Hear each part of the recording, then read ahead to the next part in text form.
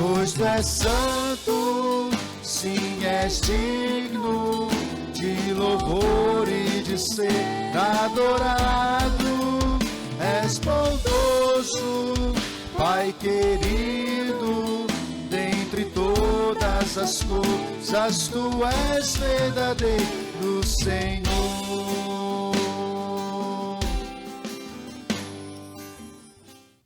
Olá, meus irmãos, minhas irmãs, a graça e a paz do nosso Senhor Jesus Cristo.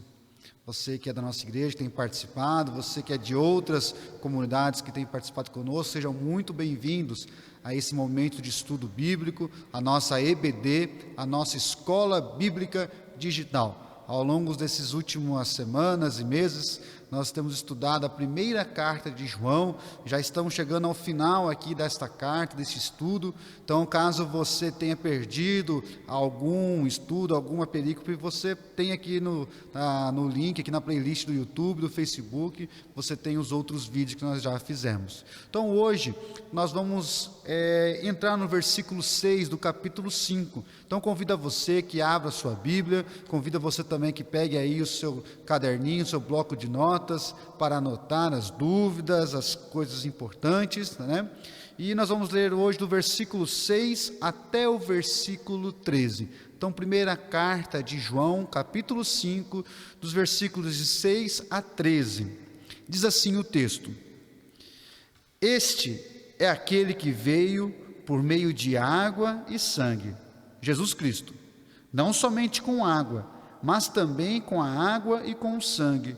E o Espírito é o que dá testemunho, porque o Espírito é a verdade. Pois há três que dão testemunho no céu: o Pai, a Palavra e o Espírito Santo. E esses três são um. E três são o que testificam na terra: o Espírito, a água e o sangue. E os três são unânimes num só propósito. Se admitimos o testemunho dos homens, o testemunho de Deus é maior. Ora, este é o testemunho de Deus, que Ele dá acerca do seu Filho. Aquele que crê no Filho de Deus tem em si o testemunho. Aquele que não dá crédito a Deus o faz mentiroso, porque não crê no testemunho que Deus dá acerca do seu Filho. E o testemunho é este, que Deus nos deu a vida eterna, e esta vida está no seu Filho. Aquele que tem o Filho tem a vida. Aquele que não tem o Filho de Deus não tem a vida. Essas coisas vos escrevi, a fim de saberdes que tendes a vida eterna, a vós outros que credes em nome do Filho de Deus. Amém? Irmãos, é sempre bom lembrar que o apóstolo João, quando ele escreve essa carta, a sua primeira carta, ele provavelmente está na cidade de Éfeso ainda, pastoreando, antes de ser preso e levado à ilha de Patmos. E o apóstolo João, ele escreve para a igreja como um todo, não para uma igreja específica de uma localidade, mas a igreja, do Senhor Jesus aqui na terra, tanto a igreja daquele tempo, também para nós hoje, a fim de combater as heresias que naquela época surgiam. Que heresias é essa? A do gnosticismo. O movimento gnóstico, a filosofia gnóstica, eles de uma maneira bem simples, nós já explicamos em outros vídeos, eles tinham como a ideia do conhecimento, do espiritual, da gnose, a revelação espiritual, e eles dividiam tanto o espírito como a carne. Para eles o espírito era bom, algo bom, e a carne era algo ruim. E a gente vai conversar hoje um pouquinho das dificuldades deste conhecimento. Então o apóstolo João, ele vem a combater esta ideia, e principalmente a ideia do que o Senhor Jesus, ele só veio ao mundo em espírito, a ideia que João vai combater é que o Senhor Jesus, ele não somente é Deus, como ele também é um homem. Essa dupla personalidade de Cristo, 100% Deus e 100% homem. Tanto que João começa essa carta dizendo, o que desde o princípio nós ouvimos, que os nossos olhos viram, que nossas mãos apalparam. E aqui então João ele vem já no final de todo esse combate das heresias, trazendo alguns testes para que a igreja pudesse reconhecer os falsos mestres, né? O teste da obediência, o teste doutrinário, o teste social do amor. O João vai trazendo, ele chega e culmina agora, a partir do capítulo 5, já indo para o final, né, as suas últimas considerações. E é muito interessante que a partir do texto que nós lemos, nós vamos ver que por 2 vezes, nós vemos João trazendo, olha, 3 dão testemunho no céu e 3 dão testemunho na terra. Isso aqui é importante porque na lei de Moisés, era necessário que houvesse o testemunho de 3 pessoas para que o fato pudesse ser verdadeiro, né? Então, quando se iam julgar algo, alguma causa, para que aquela causa pudesse ter uma verdade, era necessário que tivesse 3 testemunhas. Por isso que João dá ênfase tanto na testemunha do céu, o Pai, a Palavra e o Espírito Santo. E essa palavra você pode ver no texto que está com P maiúsculo, que é como nós vemos lá no Evangelho, o Logos, que é o Senhor Jesus Cristo. E na terra também existem 3 testemunhas: a água, o sangue e o Espírito Santo. Então, a respeito desses testemunhos e sobre o que eles dão testemunho, é que nós vamos conversar no dia de hoje. E é interessante que o apóstolo João, quando ele chega aqui no capítulo 5, ele vai querer bater de frente, principalmente quando ele apresenta o testemunho da terra, ele vai querer bater de frente com relação a essas falsas heresias. Então, a primeira coisa que vamos destacar aqui é o testemunho que vem da terra. Os versículos 5, 6 e o versículo 8, diz assim: este é aquele que veio por meio da água e sangue, Jesus Cristo, não somente com água, mas também com água e com sangue, e o Espírito é que dá testemunho, porque o Espírito é a verdade. E são 3 os que testificam na terra: o Espírito, a água e o sangue, e os 3 são unânimes num só propósito. Nós lemos o versículo 6 e o versículo 8. Veja bem que, como nós já dissemos, a carta de João ela é motivada a combater as heresias. E existia naquela época um dos mestres gnósticos, um homem chamado Cerinto. E João vai combater os falsos ensinamentos desse homem chamado Cerinto. Porque o Cerinto, ou esse mestre gnóstico, ele ia defender o seguinte: como eles fazem essa contraposição de carne e espírito, Cerinto ensinava o seguinte: que Jesus ele era um homem comum, um homem pecador, um homem normal, e no batismo, Cerinto vai dizer que no batismo desce então o Cristo de Deus e apossa a vida de Jesus. E por isso que durante 3 anos Jesus vai fazer milagres e ensinamentos. Porém, antes de Jesus ser crucificado, o Espírito do Cristo se retira de Jesus, né? Porque um Espírito, um Deus, jamais poderia ser crucificado. Então João, ele vai combater principalmente essa heresia, a heresia de Cerinto. E é interessante então que ele traz então como testemunhas que o Senhor Jesus, ele é o Cristo, o Deus encarnado, 100% homem, 100% Deus. Ele traz aqui 2 elementos: água e o sangue. O que significam esses elementos, essas testemunhas, água e sangue? Bom, existem diversas teorias, diversas discussões entre os acadêmicos, e eu não quero aqui não tenho poder para poder discutir com os acadêmicos a respeito de água e sangue, mas eu quero trazer aqui uma ideia que o pastor Hernandes traz, que é com base nesse livro que nós estamos estudando, que é a proposta do Tertuliano, né? O teólogo Tertuliano, que vai dizer o seguinte: que a água e o sangue, eles fazem referência ao batismo e à morte do Senhor Jesus. Por que essa abordagem ela é mais importante? Porque essa abordagem ela é mais aceita, porque água e sangue, representando batismo e crucificação, eles vão bater de frente com aquilo que Cerinto estava dizendo, que somente ali que o Cristo se faz presente. Isso não é verdade. Por que essa proposta do Cerinto é complicada? Veja bem, se Jesus foi um homem comum e somente no seu batismo ele recebeu o Espírito do Cristo, e antes da crucificação esse Espírito sai dele, o problema então significa que Jesus jamais teria condição de resolver a nossa dívida com Deus. Porque somente se Jesus for 100% homem, 100% Deus, vivendo a nossa vida, sofrendo as mesmas tentações, as mesmas dificuldades, se mantendo fiel, sem pecar e morrendo na cruz, tendo o seu sangue vertido em nosso favor, é que nós temos então a reconciliação com Deus.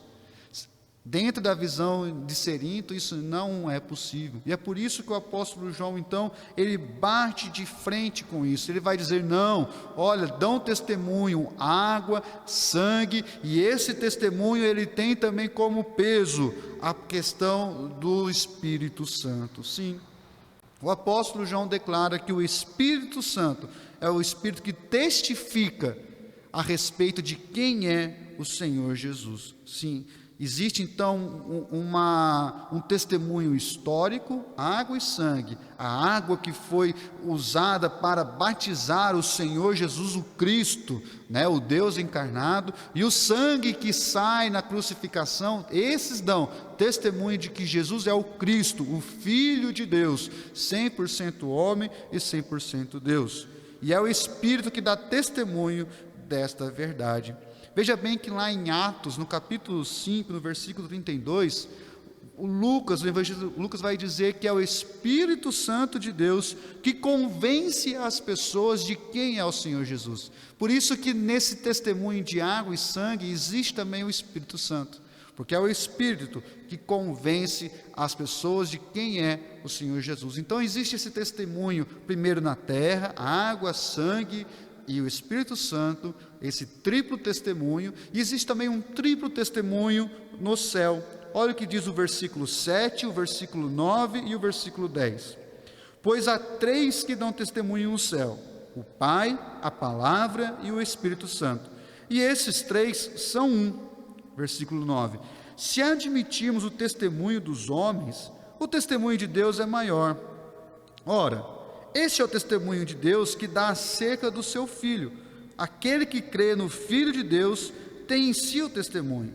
E aquele que não dá crédito a Deus o faz mentiroso, porque não crê no testemunho que Deus dá acerca do seu Filho. Então agora João, depois de apresentar esse testemunho da terra, ele apresenta também o testemunho do céu.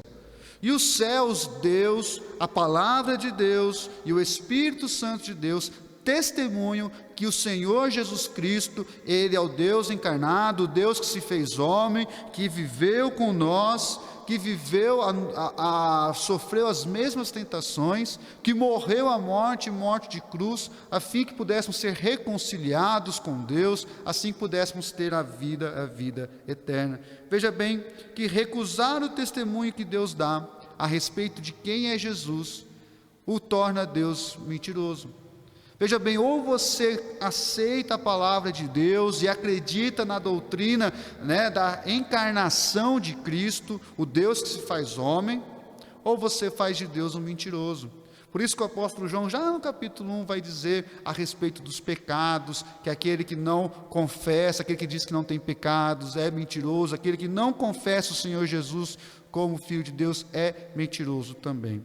Então, e qual o testemunho que o Senhor Deus dá a respeito de Jesus? Bom, o testemunho é o que nós lemos no versículo 10. O propósito, o testemunho de Deus no céu e na terra é a respeito do seu Filho.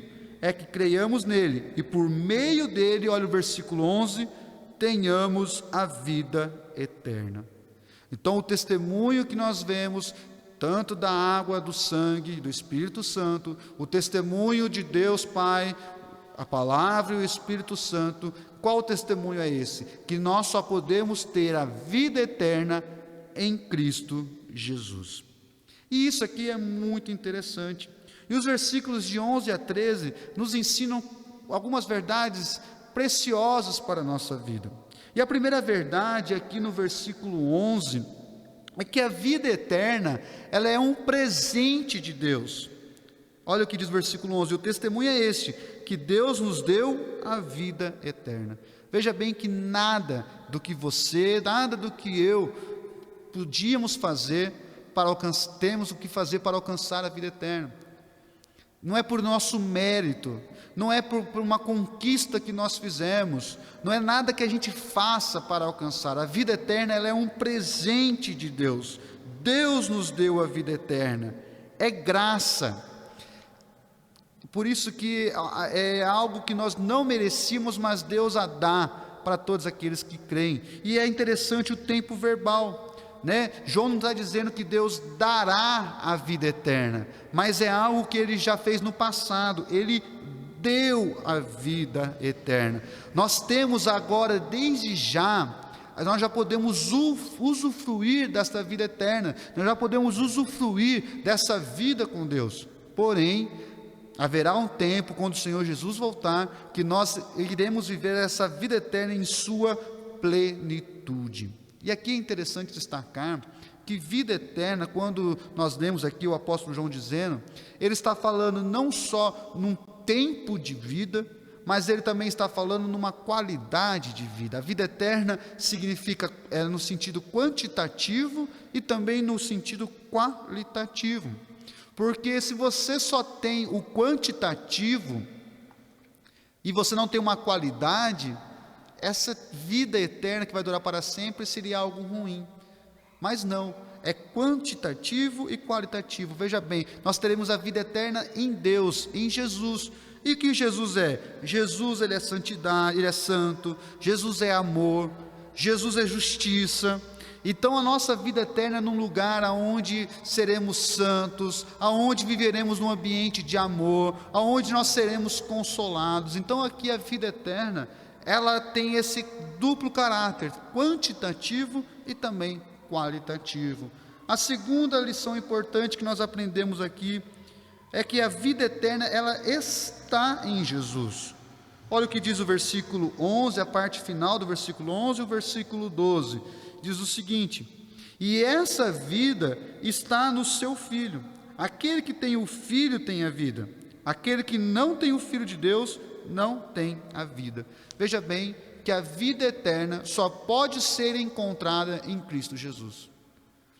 Lá, quando nós lemos os evangelhos, nós vamos ver aqui um homem, um jovem rico, obediente à lei. Ele chega com uma dúvida tremenda para o Senhor Jesus, dizendo como alcançar a vida eterna. Todos nós temos essa preocupação. O que vai acontecer após a nossa morte física? Como podemos ter uma vida que jamais acaba depois disso daqui? E a resposta é: somente em Jesus nós podemos ter a vida eterna. Não existe vida eterna fora de Cristo. Lembrando, vida eterna nesse sentido é uma vida quantitativa e também qualitativa, porque aqueles que morrem sem Jesus também terão uma eternidade, porém uma eternidade de sofrimento, de pesar e de dor. Mas em Cristo nós teremos uma vida qualitativa, uma vida eterna também com grande amor, com grande consolo, uma vida que faz todo sentido. Lembrando de uma história, para a gente entender melhor que a vida eterna só temos em Jesus, nos diz aí, um conto, uma ilustração, que existia um homem muito rico, um homem extremamente rico, e ele tinha como hobby colecionar quadros antigos. Então todos os quadros famosos de grandes pintores, Picasso, Monet, as grandes pinturas, quando ele descobria que tinha um quadro valioso, ele não media esforço para poder ir lá e comprar esse quadro. Então ele tinha uma coleção bela de quadros. E ele tinha um único filho. E esse filho, ele passou por um problema de saúde e veio a falecer. E certo pintor, um amigo da família, pintou um retrato do filho.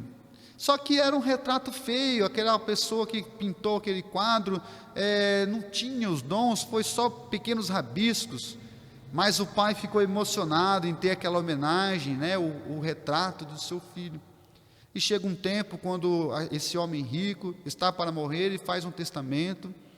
E quando ele morre, então os seus quadros, ele deixa no testamento que para vender os seus quadros, e o que seria arrecadado seria assim para poder ser distribuído em ações, partes seriam distribuídos, né, em ações que cuidavam, né, de pessoas. E se reúne então uma grande quantidade de pessoas a fim de comprar alguns quadros dessa coleção tão valiosa, né, tão rica daquele homem. E o primeiro quadro que vem é o quadro do filho, aquele quadro todo rabiscado, aquele quadro todo mal feito, sem brilho, sem beleza. E o leilão começa então para vender aquele quadro e ninguém manifesta interesse, porque as pessoas estão ali guardando o seu dinheiro, estão ali na expectativa dos quadros mais valiosos, dos pintores mais renomados. E uma certa demora do leiloeiro tentando vender e ninguém se manifestava, até que certa pessoa se manifestou e comprou o quadro. Assim que aquela pessoa comprou o quadro, o leiloeiro então diz por encerrado aquele leilão. As pessoas ali ficaram bravas, né, sem entender o que estava acontecendo, e o leiloeiro então diz: olha, no testamento do homem, ele deixa a seguinte informação: aquele que comprar o quadro do filho, aquele que tiver o quadro do filho, vai ter também todos os quadros. Aquele que tiver o filho, vai levar tudo. É exatamente isso que acontece com Jesus Cristo. Se nós aceitarmos, recebermos o Filho, receberemos também com Ele tudo que Deus tem para nós, a vida eterna. Não tem como ter a vida, não temos como ter todas as bênçãos que Deus tem para nós, sem termos o Filho. Terceira lição importante que aprendemos, que a vida eterna, ela é recebida pela fé. E a fé, ela não é algo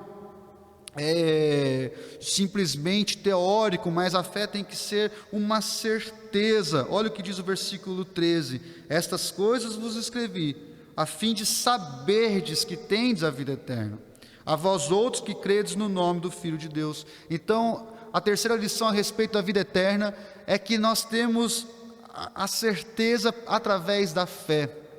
João escreve para que nós tenhamos a certeza que em Cristo Jesus nós teremos a vida eterna. E a quarta lição importante que aprendemos é que nós temos a garantia, não somente a certeza, mas também temos a garantia. A parte inicial do versículo 13: estas coisas vos escrevi, a fim de saberdes que tendes a vida eterna. A palavra de Deus diz que quando nós reconhecemos o Senhor Jesus, nós já temos a vida eterna. Como nós já dissemos, é um presente que Deus nos dá. Nós confiamos em Deus através da fé, porque o Espírito nos traz isso, e essa é a nossa esperança. A nossa esperança então não se limita apenas a este mundo, como o apóstolo Paulo diz, que se só ficasse neste mundo, nós seríamos os mais tristes de todos os homens. A nossa esperança é que vai haver um tempo onde nós desfrutaremos da plenitude da presença de Deus, e hoje nós já podemos experimentar uma parte disso, desde que nós reconheçamos o Senhor Jesus como nosso Salvador, como o Filho de Deus.